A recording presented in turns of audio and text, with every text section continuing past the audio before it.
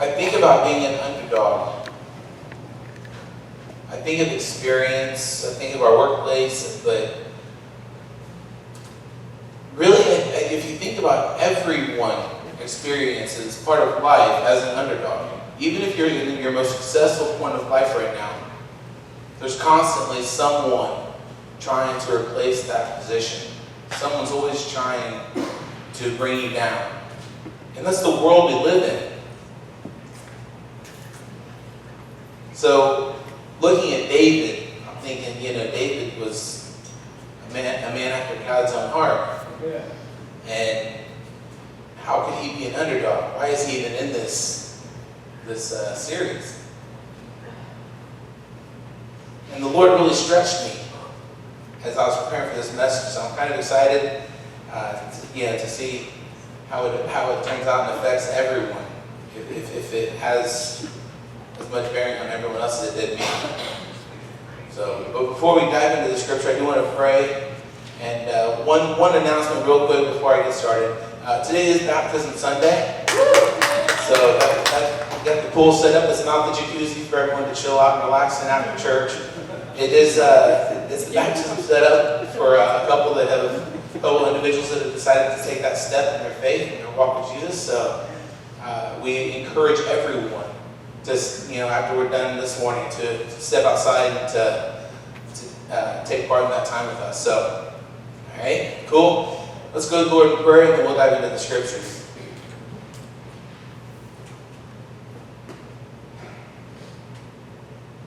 Dearly Father, I thank you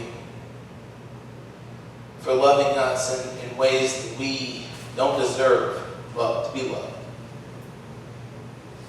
Father, I pray that as we are all here for one purpose, and that is to focus on you, to worship you, to grow closer to you. I pray if anyone is in here and does not know you, I pray this morning that their heart is softened and prepared to receive the word, your scriptures, your presence. Father, I pray that lives will be changed through your word. Father, minimize me, maximize you. And may everything that is said today impact each and every one of us in a way that we didn't even see coming. So we welcome your presence here this morning. In Jesus' name, amen. Amen. All right. So we are going to dive into 1 Samuel chapter 16. I will actually be reading from the NIV today. That's a change.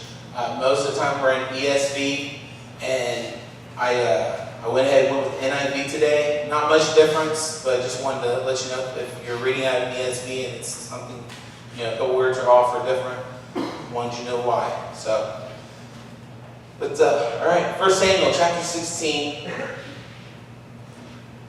The Lord said to Samuel, "How long will you mourn for Saul, since I have rejected him as king over Israel? Fill your horn with oil and be on your way. I am sending you to Jesse of Bethlehem. I have chosen one of his sons to be a king." But Samuel said, "How can I go? If Saul hears about it, he will kill me." The Lord said, "Take a heifer with you and say, 'I have come to sacrifice to the Lord.' Invite Jesse to the sacrifice, and I will show you what to do. You are to anoint for me the one I indicate." Verse 4, Samuel did what the Lord said. When he arrived at Bethlehem, the elders of the town trembled when they met him. They asked, "Do you come in peace?" Samuel replied, "Yes, in peace. I have come to sacrifice to the Lord. Consecrate yourselves and come to the sacrifice with me." Then he consecrated Jesse and his sons and invited them to the sacrifice. When they had arrived, Samuel saw Eliab and thought, "Surely the Lord's anointed stands here before the Lord." Verse 7, but the Lord said to Samuel, "Do not consider his appearance or his height, for I have rejected him. The Lord does not look at things people look at. People look at the outward appearance, but the Lord looks at the heart." Then Jesse called Abinadab and had him pass in front of Samuel. But Samuel said, "The Lord has not chosen this one either." Jesse then had Shammah pass. But Samuel said, "Nor has the Lord chosen this one." Jesse had 7 of his sons pass before Samuel, but Samuel said to him, "The Lord has not chosen these." So he asked Jesse, "Are these all the sons you have?" "There is still the youngest," Jesse answered. "He is tending the sheep." Samuel said, Send for him. We will not sit down until he arrives." So he sent for him and had him brought in. He was glowing with health and had a fine appearance and handsome features. Then the Lord said, "Rise and anoint him. This is the one." So Samuel took the horn of oil and anointed him in the presence of his brothers. And from that day on, the Spirit of the Lord came powerfully upon David. Samuel then went to Ramah. Verse 14. Now the Spirit of the Lord had departed from Saul, and had evil spirit from the Lord tormented him. Saul's attendant said to him, "See, an evil spirit from God is tormenting you. Let our Lord command his servants here to search for someone who can play the lyre," which also is a harp. "He will play when the evil spirit from God comes on you, and you will feel better." So Saul said to his attendants, "Find someone who plays well and bring him to me." One of the servants answered, I have seen a son of Jesse of Bethlehem who knows how to play. He is a brave man and a warrior. He speaks well and is a fine-looking man, and the Lord is with him. Then Saul sent messengers to Jesse and said, "Send me your son David, who is with the sheep." So Jesse took a donkey loaded with bread and a skin of wine and young goat, and sent them with his son David to Saul. David came to Saul and entered into his service. Saul liked him very much, and David became one of his armor bearers. Then Saul sent word to Jesse, saying, "Allow David to remain in my service, for I am pleased with him." Whenever the Spirit from God came on Saul, David would take up his lyre and play. Then relief would come to Saul. He would feel better, and the evil spirit would leave him. Now, I read chapter 16 in its entirety because I really thought, as I was going through this, I'm thinking, David, the things that people know, God, man after God's own heart, David versus Goliath. These are the things that come to me when I'm thinking of David right off the bat. So I read chapter 16 because I want to focus in. David as an adult was not necessarily in his prime as an underdog. It was David as a child that was constantly an underdog. Because God had plans for him in ways that he couldn't even fathom. But yet, those around him continuously knocked him down. And that's what we're going to dive deeper into today. As we look at this, David was an underdog his entire childhood. So let me just go through a couple things about David himself, and then we'll dive into some bullet points, some takeaways from this whole concept of David as an underdog. But David was the youngest and or smallest child of 7 brothers and 2 sisters. That's a big family. I could imagine getting that such thing. I'm sure some have experienced that, but my brother was enough to handle. Just the 2 of us. But the youngest and or smallest child, 7 brothers, 2 sisters, he was a shepherd boy. So as a child, he's serving in the fields as a shepherd. Now let me remind you of the details here of what of some of the responsibilities of a shepherd. A shepherd knows his flock to the point to where the animals trust him. It's not like just going out there and yelling for your dog and your dog comes. We're talking a shepherd goes pasture to pasture to pasture, and the sheep follow them. to the point to where the sheep walk blindly following their shepherd. So it's important that the trust is there, the bond is there, and David had this trust of his animals at a very young age. It's trusted by his flock, so that when they at night go to sleep, they know that they're not going to get attacked. They're not going to get eaten. Lions and tigers and bears. All right. David even laid by the water, the heavy streams at night, making sure his sheep didn't fall in. Making sure that he wasn't attacked from any angle, that he knew that the sheep knew that it would be safe. So he has to know the land. They put themselves in dangerous paths of the predators. And we're going to take a deeper look at this as well. But David was a musician. In our busy world that we live in, I get this image of this young boy sitting out in this pasture with his animals chilling, grazing, and he's just out there in the peaceful environment of some still waters, playing his harp. I mean, how often do we get to experience that? Just not even the harp and the openness, but just the quietness. In our society, we're so busy, we keep going, and I'm wondering, is our busyness the piece that tempts us to falling into the struggles of being an underdog instead of overcoming it? He was chosen by God, anointed by Samuel. He literally fought and killed wild animals. This is the piece that just got me. He's loved by King Saul until he made King Saul jealous.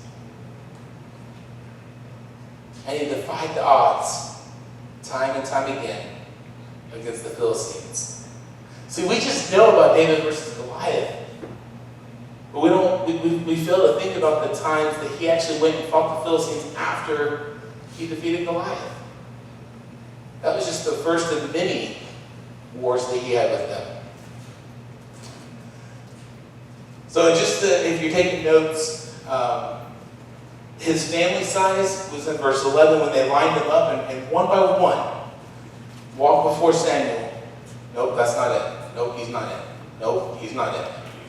There has to be one more. God's always looking out for us, right?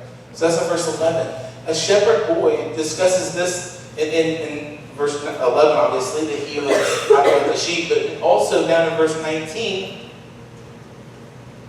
we see it says, Then Saul sent messengers to Jesse and said, Send me your son David, who is with the sheep. So even after he was chosen, even after he was anointed, he went back out and continued to be the shepherd that he was called to be. And then the harp is in verse 18. Being chosen by God and anointed by Samuel is verse 12. I didn't go into chapter 17, but if you will, just real quick, turn to chapter 17. This is one of the coolest pieces. 17, verses 34 through 37. It says, But David said to Saul, Your servant has been keeping his father's sheep.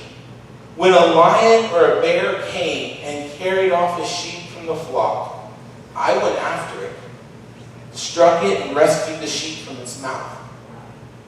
When it turned on me, I seized it by its hair, struck it, and killed it. Your servant has killed both the lion and the bear. This uncircumcised Philistine will be just like one of them. Because he has defied the armies of the living God.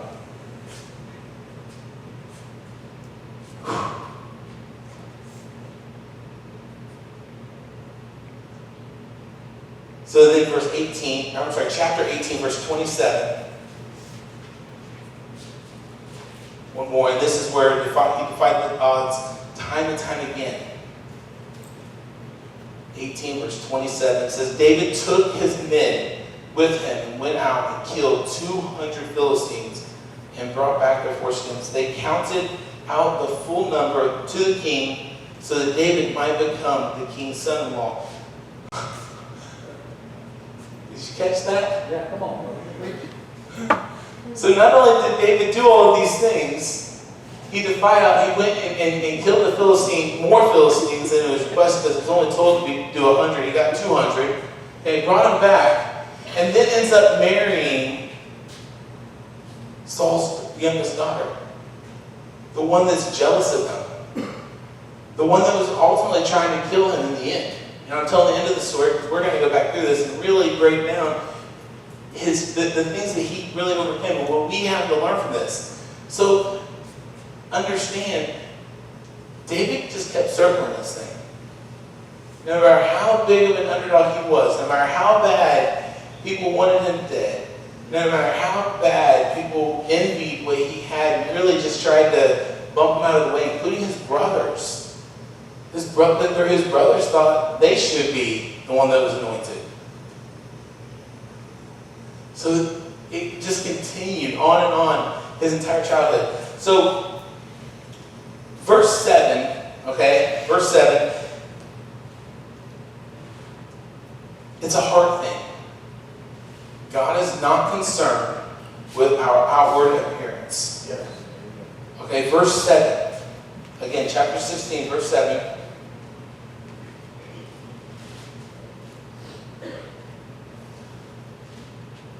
The Lord does not look at the things people look at. People look at the outward appearance, but the Lord looks at the heart. Listen, it doesn't get much more clear than that. We are a society that gets too caught up in what we look at in the mirror. We look way too far into the mirror, thinking that's the depths of what we have to offer. If we would just trust and know that the Lord cares what's on the inside, and if we would take care of business according to what the Lord wants us to do in our daily life, we would all be a lot better off.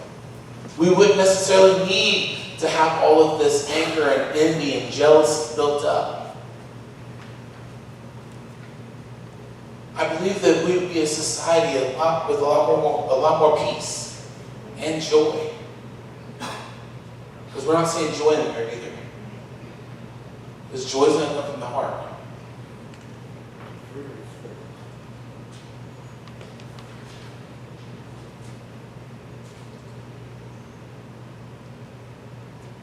Just because you are overlooked by the world does not mean that you can't lead for the Lord.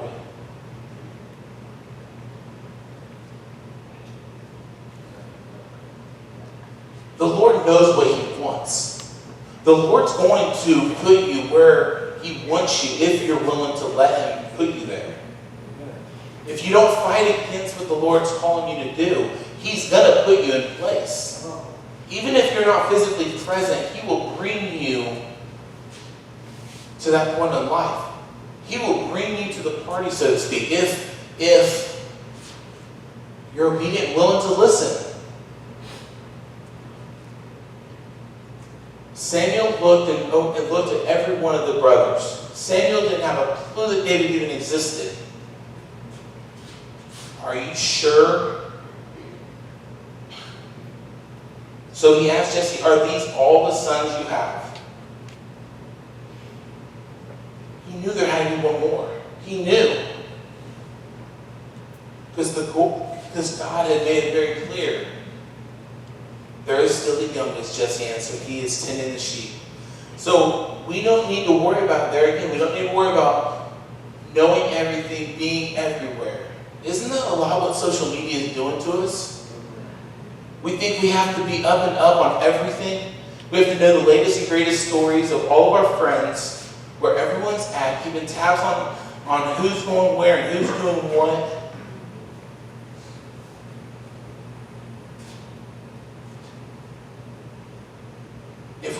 focus on what God wants and instead of everyone else, again, peace and joy.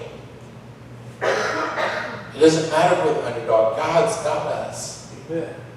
God will use you the way He wants to use you if we're willing. Hallelujah. Hallelujah.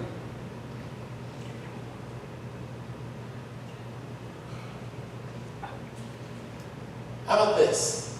Verse 13. Allow others to speak into your life. Allow others that you know that are following the same God, the one true living God, allow others to speak into your life.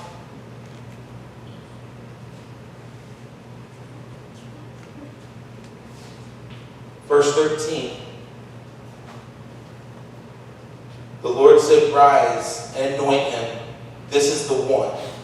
So Samuel took the horn of oil and anointed him in the presence of his brothers. And from that day on, the Spirit of the Lord came powerfully upon David. You know, honestly, I don't know that I would be here today had I not been willing to let 3 men back in 2003 and 2004 speak into my life. Those 3 men that spoke into my life back then are still speaking into my life today. Preach.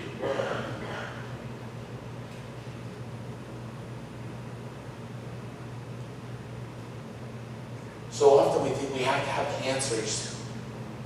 So often we think that we have to keep certain things ourselves because if others found out about it, we would be condemned or we'd lose our popularity.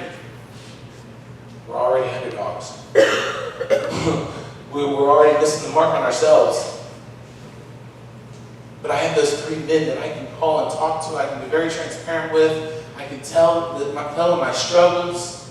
They're not going to condemn me. They're going to pray for me, love on me, and encourage me. Do you have someone in your life that you're willing to let encourage you? Someone that you would allow to, they can speak into my life. Do you have the ability and the willingness to say, hey, is God using them to tell me something right now? Or are they just clueless?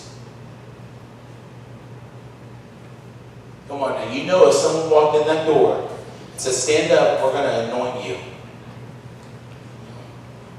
What are they on? What have they been doing? You're going to have doubt, you're going to have question.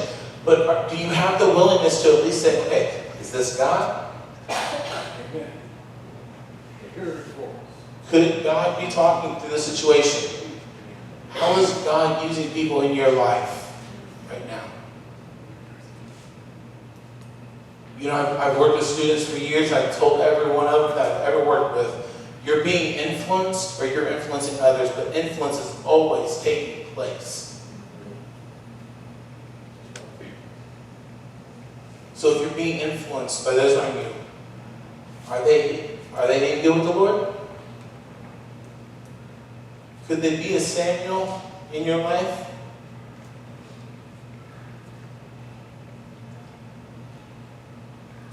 Keep doing what you do until the Lord shows you differently. Keep doing what you do until the Lord shows you differently.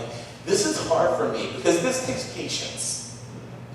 I'm thinking if I'm David and I'm anointed to be the next king, I'm thinking, hey, I ain't going back after the sheep. I'm going to do this thing. I got to step up. I got to start training. I got to get big and strong, and I got to increase my leadership skills. David just goes back out to the sheep, continues to do what he's doing. And when the Lord when the Lord was ready for him to do the next thing, he called for him. Amen. He called for him. Said, okay, step up, let's go. He was preparing him in the midst of what he was doing. And he didn't realize he was being prepared. Because had he been doing had he just been out there with the sheep being lazy, he wouldn't have been able to take on Goliath. That just didn't happen overnight. That happened because God was preparing an underdog. That was because God was preparing him to do things that were far greater than he was able to do by himself. Amen. So, what's going on in your life right now that you're ready to move on? But God's saying, hey, hold on. Just be still. Find some quiet time. Not ready yet.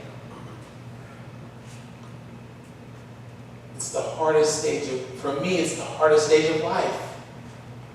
Knowing that there's a game plan, knowing that I have the outline, that I'm ready, that God's pushing me into this position or this role or to do, and to really make a difference and impact the kingdom, yet I have to wait. That doesn't set well with many. So as an underdog, we have to be patient. We have to be patient. Or we will be defeated. If David wasn't patient in doing what the Lord had him to do, he would not have beaten Goliath. And every child would miss out on that ultimate story that they learned as a young child.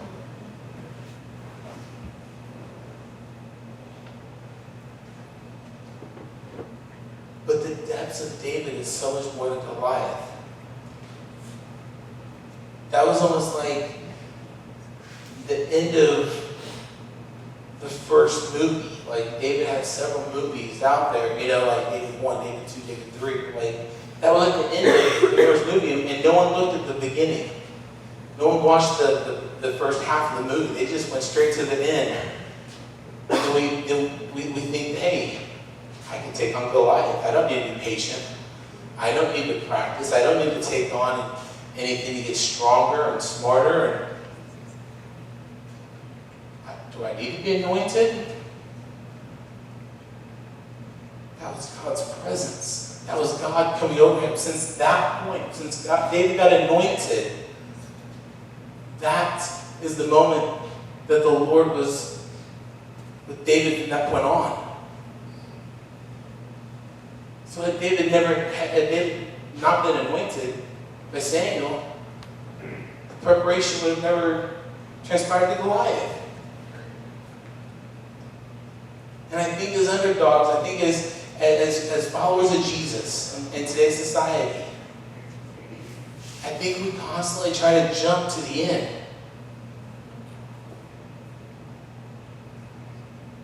We just want people to accept Jesus and scream for joy and move on.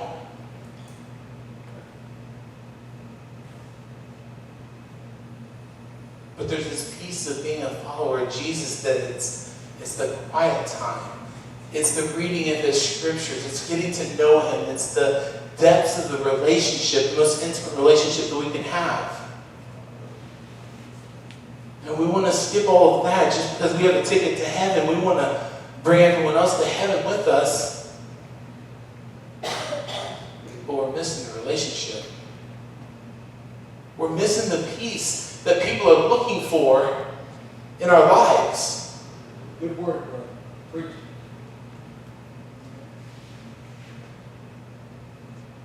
We have to do the day-to-day with Jesus so that people can see it, so that others want what we have inside. Because they don't care about heaven if they don't see the love of Jesus.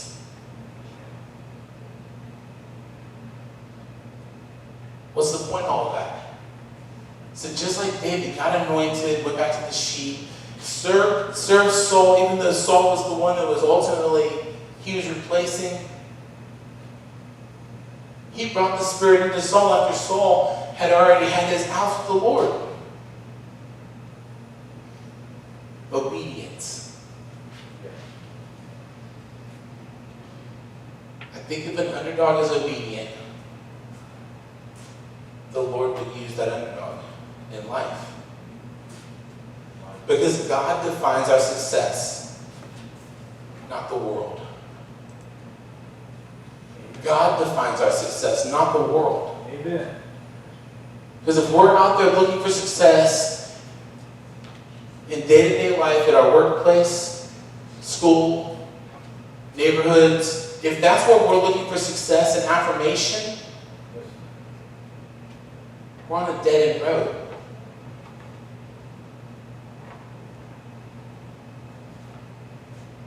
But if I can find success in tending to the sheep,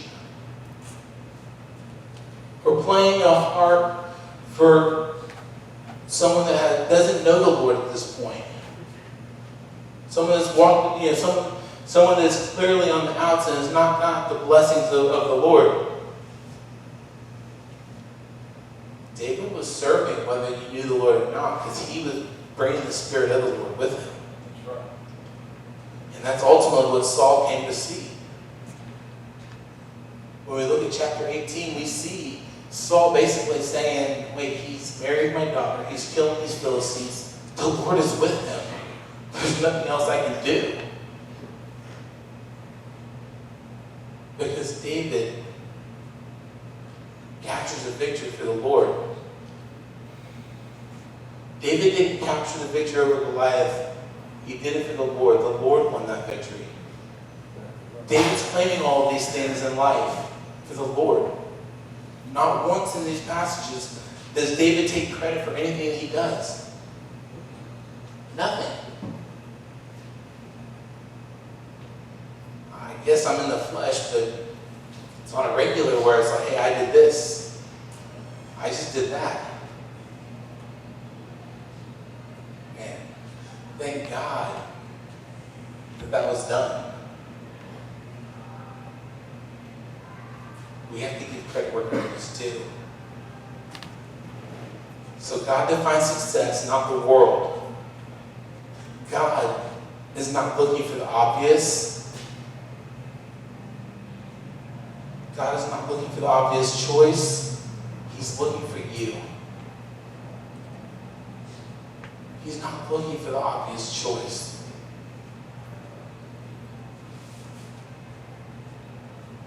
I guarantee if he was looking for the obvious choice, 3 names probably popped up into your head. It's like, man, God could really use him, and her.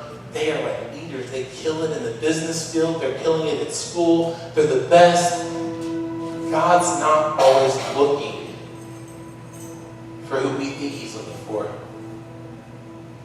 Because that's when we stop looking in the mirror. He's looking for you. Are you willing to be chosen by God? Are you willing to embrace the love that God has for you?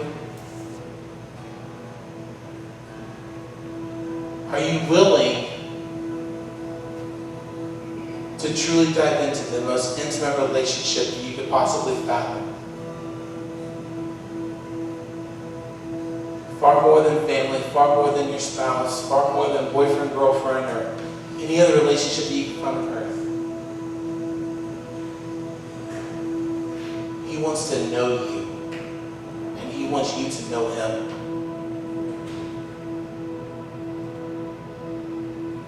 Just as you are, just as the underdog that you are on this earth.